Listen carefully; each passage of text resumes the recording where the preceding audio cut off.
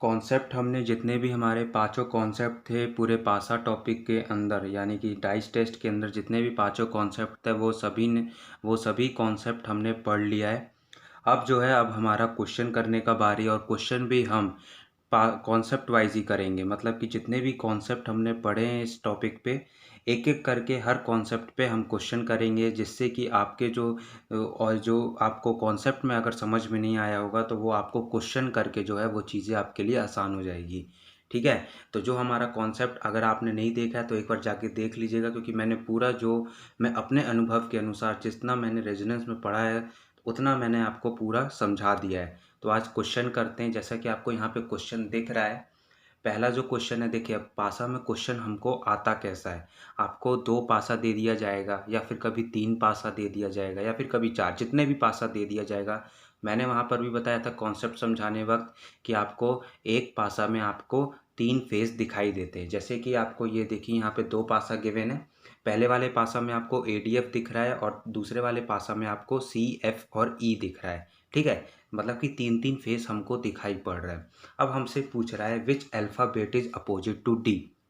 मतलब कि हमसे डी का अपोजिट पूछ रहा है। ठीक है। समझ में आया क्वेश्चन। हमको 2 पासा गिवन है। ठीक है। दोनों पासा में इंडिविजुअली मतलब कि 3-3 फेस दिख रहे हैं, और हमसे डी का अपोजिट पूछ रहा है। तो सबसे पहला जो कॉन्सेप्ट है जो हमारा कहता है कि हमको सबसे पहला स्टेप क्या करना है, हमको सबसे पहले कॉमन ढूंढना है। आखिरकार इन 2 पासा जो हमको गिवन है क्वेश्चन में, हमारे कितने नंबर कॉमन है। 1 नंबर भी कॉमन हो सकता है, 2 नंबर भी कॉमन हो सकता है। तो चलिए, तो सबसे पहले हम कॉमन ढूंढते हैं। तो देखिए पहले वाले पासा में हमको A, D और F दिखाई दे रहा है, दूसरे वाले में हमको C, F और E दिखाई दे रहा है। तो दोनों पासा को एकदम ध्यान से देखिए। तो जो आपका नंबर F है वो दोनों पासा में आपका कॉमन है। तो हमारा जो कॉन्सेप्ट कहता है, आप कॉन्सेप्ट सुनिएगा। ठीक है। हमने F लिख लिया। अब जो हमारा कॉन्सेप्ट कहता है कि अगर आपके दोनों पासा में एक नंबर कॉमन है, यहाँ पे आपका एक ही नंबर कॉमन है F। अगर आपका मतलब कि एक ही यहाँ पे अल्फ़ाबेट यूज़ किए गए हैं, अगर आपका एक ही नंबर या एक ही फेस कॉमन है तो आपको क्या करना है, उस फेस से आपको क्लॉकवाइज चलना है।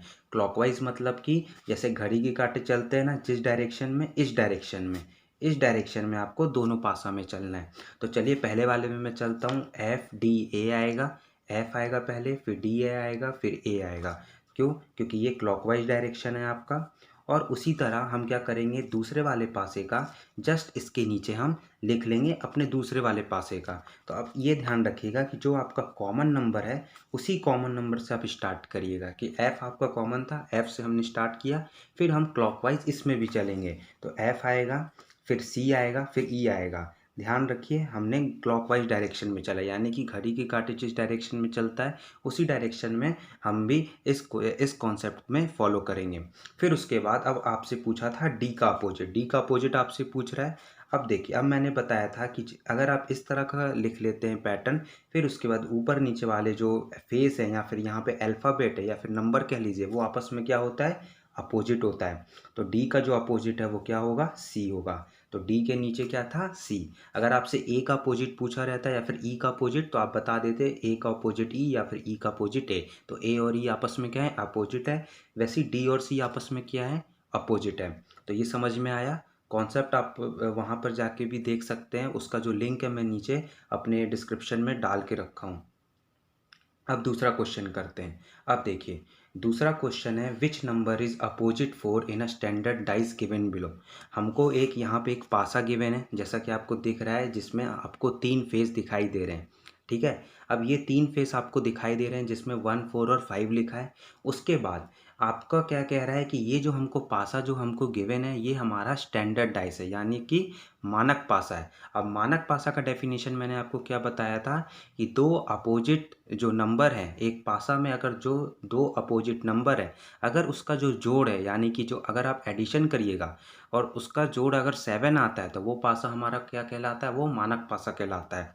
तो आपसे ये यहाँ पे 4 का अपोजिट पूछ रहा है। अब स्टैंडर्ड डाइस में अब आपको पता है कि जो 2 अपोजिट नंबर का जो सम होता है वो 7 होता है। तो 4 का अपोजिट क्या होगा कि जोड़ जो है उसका 7 हो जाए।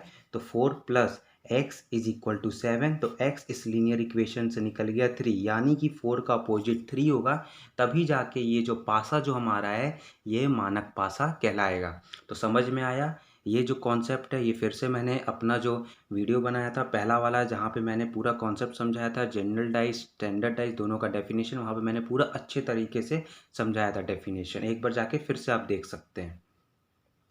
फिर उसके बाद चलिए ये वाला क्वेश्चन करते हैं। अब हमको 2 पासा यहाँ पे गिवन है और इस 2 पासे के ऊपर हमको यहाँ पे ये 3 क्वेश्चन पूछ रहा है, ठीक है। तो अब देखिए, अब ये जो 2 हमको पासा गिवन है, ये जो 2 पासा है, अब ये देखिए मैं यहाँ पे पहले पासा को ड्रॉ कर लेता हूँ। तो ये जो पासा जो है मैंने पहले यहाँ पे ड्रॉ कर लिया। पहले वाले पासा में हमको 5 1 2 दिख रहा है और दूसरे वाले पासा में हमको 4 6 और 2 दिख रहा है। तरीका सेम है क्वेश्चन सॉल्व करने का, क्योंकि आप नीचे देख रहे होंगे हमसे हर नंबर का अपोजिट पूछ रहा है। हर नंबर का आपसे यहाँ पे अपोजिट पूछ रहा है, आप ये देख रहे हैं, ठीक है। अब उसके बाद हमको जो कॉन्सेप्ट है, जो हमारा स्टेप है क्वेश्चन सॉल्व करने का, वो हमारा जो तरीका है वो हमारा सेम होना चाहिए। हमको क्या करना है, सबसे पहले हमको ढूंढना है कि आखिरकार ये 2 पासा जो हमको क्वेश्चन में दिखाई दे रहे हैं उसमें कितने नंबर हमारे कॉमन है, ठीक है। तो सबसे पहले हमको 5 1 2 दिख रहा है, दूसरे वाले में हमको 4 6 और 2 दिख रहा है, ठीक है। तो अगर आपने ध्यान से देखा तो आपने ये देखा कि जो हमारा नंबर 2 है वो आपका कॉमन है, यानी कि जो नंबर 2 है वो आपके दोनों पासा में आ रहा है। अब उसके बाद हमारा जो कॉन्सेप्ट है वो क्या कहता है कि अगर आपको क्वेश्चन में 2 पासा गिवन है और उसमें आपका एक नंबर कॉमन है, जैसे कि यहाँ पे आपका 2 कॉमन है, तो आपको क्या करना है, उस नंबर से क्लॉकवाइज चलना है। उस नंबर से क्या करना है, क्लॉकवाइज चलना है, यानी कि घड़ी के कांटे के डायरेक्शन में चलना है। तो देखिए मैंने यहाँ पे फिर से इसी तरह जैसा हमने पहला क्वेश्चन सॉल्व किया था उसी तरह का हम पैटर्न लिखेंगे। कॉमन नंबर से 2, 2 के बाद 1 आएगा, 1 के बाद 5 आएगा। ये एक हमने क्लॉकवाइज डायरेक्शन में लिखना है। ये हमारा जो है शॉर्टकट सॉल्व करने का ये तरीका है। फिर उसके बाद जस्ट इसके नीचे कॉमन नंबर से हम दूसरे वाले पासा का लिखेंगे। 2, 2 के बाद 6, 6 के बाद 4, ये लिख लिया इस तरह से। इस तरह से लिखने के बाद आपको पता है, इस तरह का अगर आप पैटर्न लिख लेंगे तो आपको पता है कि जो ऊपर नीचे वाले नंबर है, जैसे 5 4 हो गया, 1 6 हो गया, और यहाँ पे कौन सा नंबर नहीं लिखा है, 3 नहीं लिखा है, तो 2 और 3 हो गया। ये जो तीनों मैंने जो ये जो अब पेयर बनाया, ये तीनों जो हैं वो आपस में क्या हैं, अपोजिट है। तो अब देखिए पहला question, which number will come opposite to 2, 2 का अपोजिट क्या होगा। तो देखिए 2 का अपोजिट 3 होगा, यानी कि जो ऑप्शन डी है, ये देखिए ये ऑप्शन जो डी है वो आपका करेक्ट है, क्योंकि 2 और 3 यहाँ से अपोजिट निकला, 1 और 6 आपका अपोजिट निकला, 5 और 4 आपका अपोजिट निकला। उसके बाद इसी में जो दूसरा क्वेश्चन है कि 6 का अपोजिट पूछ रहा है, 6 का अपोजिट 1, यानी कि ऑप्शन ए आपका करेक्ट होगा। फिर उसके बाद आपका 4 का अपोजिट पूछ रहा है, तो 4 का अपोजिट क्या होगा, 5, यानी कि ऑप्शन बी करेक्ट होगा। तो समझ में आया, ठीक है। तो हमारा जो कॉन्सेप्ट है वो हर क्वेश्चन के लिए सेम रहेगा, बस आपको कॉमन पहचानना है। अब इसी में जो है हम आखिरी जो क्वेश्चन है ये करेंगे, क्योंकि हमने एक अगर हमको 2 पासा गिवन था और उसमें हमारा एक नंबर कॉमन था, ऐसे वाले क्वेश्चन तो हमने कर लिए। अब हम वो क्वेश्चन करेंगे, ये आखिरी क्वेश्चन है आज का, जिसमें हम पता करेंगे कि अपोजिट उस नंबर का जब आपको 2 पासा में 2 नंबर कॉमन दिया हो। जैसे कि यहाँ पे देखिए 4 का अपोजिट पूछ रहा है और आपको गिवन है 1 6 और 5 पहले वाले पासा में, दूसरे वाले में 1 4 और 6, ठीक है। तो 2 पासा में हमको 3 फेस दिख रहे हैं। अब उसके बाद सबसे पहला जो तरीका है क्वेश्चन सॉल्व करने का पासा में सेम ही है। आपको क्या करना है, सबसे पहले देखना है कि आपके आखिरकार कितने नंबर कॉमन है। तो देखिए पहले वाले में 1 6 आए, तो और दूसरे वाले में 1 6, यानी कि दोनों में 1 6 दोनों में आ रहा है, यानी कि आपको 2 पासा गिवन है क्वेश्चन में और आपके 2 नंबर कॉमन है। कौन कौन से, 1 6 कॉमन है और पहले वाले में भी 1 6 आ रहा है, दूसरे वाले में भी 1 6 आ रहा है, यानी कि आपका 1 6 यानी कि 1 और 6 जो है वो आपका दोनों पासा में आ रहा है, यानी कि आपके 2 नंबर कॉमन है।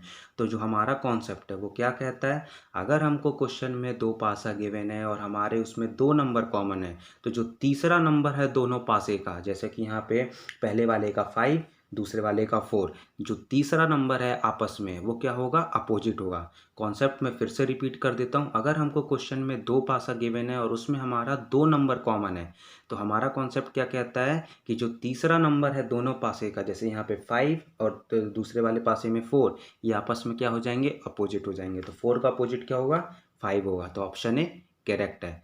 तो ये समझ में आ गया। तो मैंने जो है ये पहला जो कॉन्सेप्ट था हमारा वो मैंने पूरा अच्छी तरीके से जो है वो मैंने समझा दिया है, और क्वेश्चन भी है जो कॉम्पिटिटिव लेवल के वो है जो करा दिए हैं। ठीक है, तो एक बार अगर आपको समझ में नहीं आया तो एक बार आप फिर से रिपीट करके अच्छे से समझ लीजिएगा।